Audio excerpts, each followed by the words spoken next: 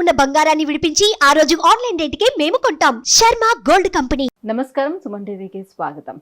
October మాసంలో ద్వాదశ రాశుల వారికి ఎలా ఉండబోతుంది, నవగ్రహాల స్థితిగతులు ఎలా ఉన్నాయి, ఏ రాశుల వారు ఎటువంటి పరిహారాలని పాటించుకోవాలి, ఈ అంశాన్ని తెలియజేసేందుకు మనతో పాటు ఉన్నారు ప్రముఖ ఆస్ట్రాలజిస్ట్ మరియు వాస్తు వేదిక నిపుణులు దేవి ఉపాసకురాలు అయినటువంటి శ్రీమతి జయప్రద గారు మనతో పాటు ఉన్నారు. అమ్మని అడిగి మరిన్ని విషయాలు తెలుసుకుందాం.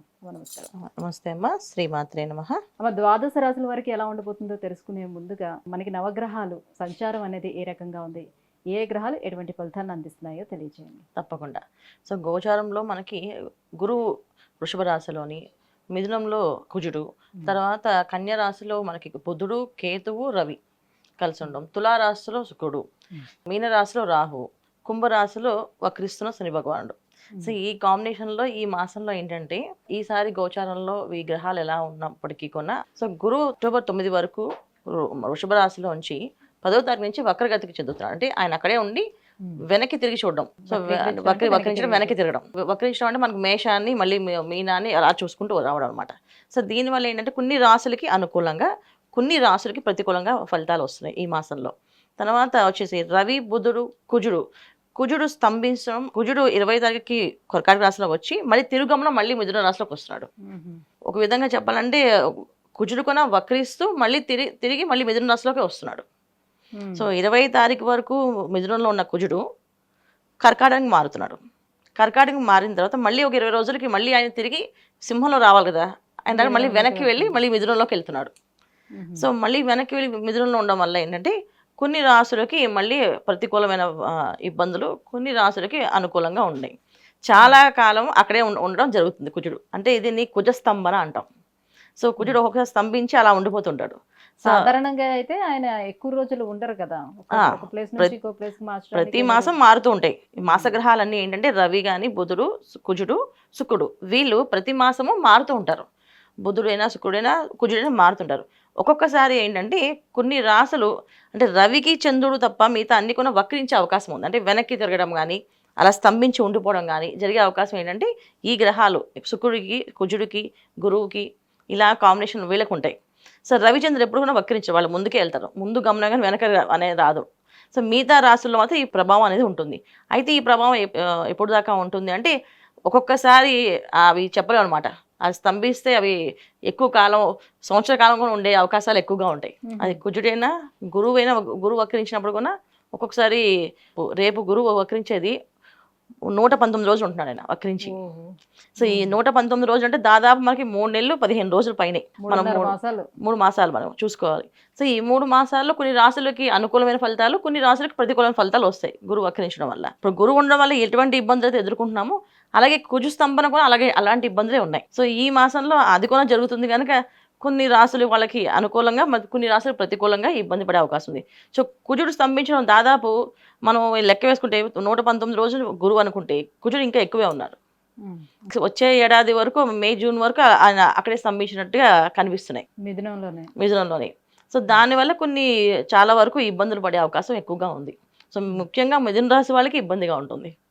సారి గోచార ఫలితాలు మనకి కొంతమందికి మేలు జరగచ్చు, కొంతమందికి కీడు జరగచ్చు, కొంతమందికి అదృశ్య యోగాలు, రాజయోగాలు రావచ్చు. ఇవన్నీ జరిగే అవకాశం ఈ మాసంలో చాలా రాశుల వాళ్ళకి ఉన్నాయి. అమ్మ, మీనరాశి వారికి ఈ అక్టోబర్ మాసంలోని ఏ గ్రహాలు అనుకూలంగా ఉన్నాయి, ఏ గ్రహాలు ప్రతికూలంగా ఉన్నాయి, ప్రతికూలంగా ఉన్నటువంటి ఈ గ్రహాల కోసం ఎటువంటి పరిహారాలను కూడా పాటించుకోవాలి? తప్పకుండా నాన్న. సో మీనరాశి వాళ్ళకి ఈ మాసంలో ఆ గ్రహాల అనుకూలత అనేది ఎక్కువ, ప్రతికూలం ఎక్కువ ఉన్నాయి. అనుకూలం అనేది 2 గ్రహాలు ఉన్నాయి. కుజుడు మంచి ఫలితాలు ఇస్తున్నాడు కాస్త, తర్వాత వీళ్ళకి మంచి ఫలితాలు ఇచ్చేది బుధుడు. సో కుజుడు ప్లస్ బుధుడు అంటే కుజుడు, బుధుడు మంచి ఫలితాలు ఏమేమి ఇస్తా అంటే, కుజుడు వల్ల వచ్చేది ఏంటంటే కుటుంబంలో బంధుమిత్రులతో కలవడము, విహారయాత్రలు, తర్వాత తీర్థయాత్రలు చేయడానికి అవకాశము, వీరింట్లో శుభకార్యాలు జరగడము, శుభవార్తలు వినడము, సంతాన భాగ్యము, ఎప్పటి నుంచో సంతానం లేదు అని ఇబ్బంది పడేవాళ్ళు సంతాన భాగ్యము, భార్యాభర్త మధ్య సమస్యలు ఉంటే ఆ సమస్యలు తీరి ఒక కొలిక్కి రావడము, అవి ఈ మాసంలో మీనరాశి వాళ్ళకి ఎక్కువగా ఫలితాలు ఉన్నాయి. ఇక వ్యవహార విషయంలో, బయట వ్యాపారాల విషయాల్లో, ఉద్యోగాల విషయంలో ఇబ్బందులే ఉన్నాయి. కెరీర్ సంబంధించిన కొన్ని ఇబ్బందులు అయితే ఉన్నాయి వీళ్ళకి. కెరీర్ పరంగా కొంచెం చెడ్డ పేరు వచ్చే అవకాశం ఉంది, ఇబ్బందులు అయితే ఉన్నాయి. సో దానివల్ల ఏంటంటే వీళ్ళు ఎక్కువగా మౌనంగా ఉండడము, దైవారాధన చేయడము, ఎక్కువ శాతం ఇంట్లో గడపడం, ఇంట్లో ఉండడము, అది చేయాలి. ఉద్యోగం వెళ్ళామంటే ఎవరితోటి మాట్లాడకుండా మన ఉద్యోగం మనం పని చేసుకొని వచ్చేసామా. వ్యాపారాలు చేసేవాళ్ళు కొత్త వ్యాపారాల కోసం ప్లాన్ చేయకుండా ఉన్న వ్యాపారాన్ని జాగ్రత్తగా చూసుకోవడం. ప్రొఫెషనల్గా ఎదగాలనుకునే వాళ్ళు ప్రొఫెషనల్ వర్క్ మాత్రమే చేసుకొని దానికోసం ఏదో మార్గాలు వెతకడం కానీ వేయడం కానీ చేయకూడదు ఈ మాసంలో. సో వీళ్ళ ఉన్న కెరీర్ వాళ్ళకి ఎంతవరకు ఉందో అంతవరకు తీసుకొని వెళ్తే అనుకూలంగా ఉంటాయి. సో మీనరాశి వాళ్ళకి ఈ మాసంలో ఇలా అంటే కామ్గా వెళ్ళిపోతే అన్ని పనులు బాగానే ఉన్నాయి. కొంచెం ఏదైనా ఎక్స్ట్రాగా చేద్దాము అనుకుంటే మాత్రం ఇబ్బంది పడే అవకాశం ఉంది. అప్పు చేసి చేద్దాము అనుకుంటే అది ఇంకా ఇబ్బందిగా ఉంది. అప్పు మాత్రం చేయకండి. అప్పు చేస్తే మళ్ళీ అప్పు తీర్చే అవకాశమే ఉండదు. అది చాలా ఇబ్బంది పడే అవకాశం ఉంటుంది. అందుకని అప్పులు చేసి ఏ పని చేయకుండా అప్పు అనేది చేయకుండా ఉండడం మంచిది, ఉత్తమమైన ఫలితాలు వీళ్ళకి. ఎందుకు అంటే కుజుడు ఎప్పుడైతే చతుర్థ స్థానం నుంచి పంచమ స్థానానికి వెళ్తున్నారో ఏదో ఒక విషయంలో ఖర్చులు వస్తూనే ఉంటాయి. ఆ ఖర్చుల కోసం ఏదో ఒక రూపాయి అప్పు చేసాం అనుకోండి, ఆ అప్పు తీర్చకుండా అయిపోయే పరిస్థితి వస్తుంది. సో అందుకని వీళ్ళు ఈ మాసంలో నామస్మరణ, మౌనంగా ఉండడము, హాయిగా బంధువులతో, ఇంట్లో వాళ్ళతో, స్నేహితులతో, సన్నిహితులతో కలిసి ఉండడము, ఇవన్నీ చేసుకోవచ్చు. సాత్వికమైన పనులన్నిటికీ అనుకూలంగా ఉంది. సాత్వికం కాని పనులకు వెళ్తే మాత్రం ఇబ్బంది పడే అవకాశం ఉంది. అంటే ఎటువంటి వ్యాపారాలు నార్మల్గా చేసే వ్యాపారాలు అందరికీ బాగానే ఉన్నాయి. ఐరన్ సంబంధించిన బిజినెస్, సిమెంట్ సంబంధించిన వ్యాపారాలు, మెడికల్ సంబంధించిన వ్యాపారాలు చేసే వాళ్ళకి ఇబ్బందులు ఉన్నాయి. పేరు ప్రఖ్యాతులు పోయే అవకాశం ఉంది, లాస్ వచ్చే అవకాశం ఉంది, నష్టపోయే అవకాశం ఉంది.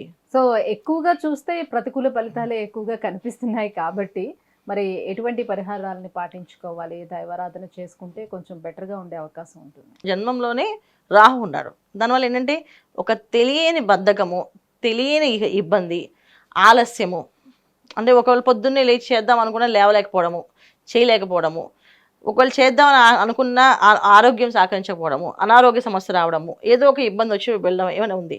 సో వీళ్ళకి ఎక్కువ ఏంటంటే హనుమాన్ చాలీసా చదవడం, ఆంజనేయ స్వామి ప్రార్థన చేయడం, హనుమాన్ చాలీసా పొద్దున్న లేచి 11 సార్లు పారాయణ చేయడం వల్ల అనారోగ్య సమస్య నుంచి బయటపడే అవకాశం ఉంది. ఇబ్బంది, బద్ధకం వదిలించే పని ఉంది. ఎందుకంటే తెలియని బద్ధకాన్ని ఇస్తాడు రాహు ఎప్పుడు కూడా. మనకి తెలియదు, చూస్తూ చూస్తూ ఇప్పుడే బయలుదేరుతా అని చెప్పి అలా కూర్చుని ఏదో ఫోన్ మాట్లాడుకుంటూ తెలియకుండా ఆ ఫోన్ గంటలు మాట్లాడేస్తుంటాం. ఎవరికి అడ్వైస్ ఇస్తామో తెలియదు, ఎందుకు అడ్వైస్ ఇస్తున్నామో తెలియదు, తెలియకుండానే మాట్లాడుతూ వెళ్ళిపోతుంటాం. అదొక ఆలస్యం, అది కూడా బద్ధకం కింద లెక్కేసుకోవాలి, అది కూడా వ్యసనం కింద లెక్కేయాలి. అడగకుండా సలహాలు ఇవ్వడం. తర్వాత పూజ విషయంలో చేద్దాం అనుకొని పూజ దగ్గర దీపారాధన చేయడానికి పొద్దున్న 6 గంటలకు ప్రారంభం చేసి చేస్తాను ఏదో ఒక ఫోను, ఏదో ఒక రీలో చూసుకుంటూ ఉండిపోయి 12-12కి 1 గంటకి చేసేటప్పుడు కూడా అవకాశాలు ఉన్నాయి. అలాంటి పనులు చేయకుండా సూర్యోదయం పూర్వ నిద్ర లేచి స్నానం ఆచరించి చక్కగా దీపారాధన చేసి హనుమాన్ చాలీసా చదివితే అన్ని పనులు అనుకూలంగా జరుగుతాయి. లేకపోతే ప్రతి పని వాయిదా పడుతుంది, విసుగొస్తుంది, విరక్తి కలుగుతుంది. ఈ వీడి దూరంగా ఉండాలంటే ఒకే ఒక మంత్రం, హనుమంతుడి మంత్రం, ఓం నమో హనుమతే నమః. ఈ మంత్రాన్ని కంటిన్యూగా చాంట్ చేసుకోవడం. హనుమాన్ చాలీసా చదవలేమండి అనుకుంటే హనుమాన్ మంత్రాన్ని చదవండి. నమో హనుమతే నమః, హనుమతే నమః, హనుమతే నమః. లేదు చదవలేమంటే రాయండి. చదవలేకపోతున్నాం, నోరు అలా ఆడించలేమంటే 1 గంట సేపు కూర్చొని హనుమాన్ మంత్రం ఓం నమో హనుమతే నమః అని చెప్పి ఒక 108 సార్లు తక్కువ కాకుండా రాయండి. అలా రాయడం వల్ల, చదవడం వల్ల మనకున్న పాజిటివ్ ఆరా డెవలప్ అవుతుంది ఒంట్లో. ఎప్పుడైతే ఒంట్లో పాజిటివ్ ఆరా అన్నది వస్తుందో ఏ పని చేయాలని శ్రద్ధ కలుగుతుంది. లేకపోతే ఈ రాహు ఒక మాయలో పడిపోయి మనం ఇబ్బంది పడుతూ అలాగే నడుస్తూ ఉంటుంది. అబ్బాయి అక్టోబర్ మాసము మీనరాశి వారికి ఎలా ఉండబోతుంది, ఎలాంటి పరిహారాలను పాటించుకుంటే ఇంకా ఉత్తమంగా ఉంటుంది, ఈ విషయాన్ని తెలియజేసినందుకు ధన్యవాదాలు. నమస్తే అమ్మ. శ్రీమాత్రే నమః.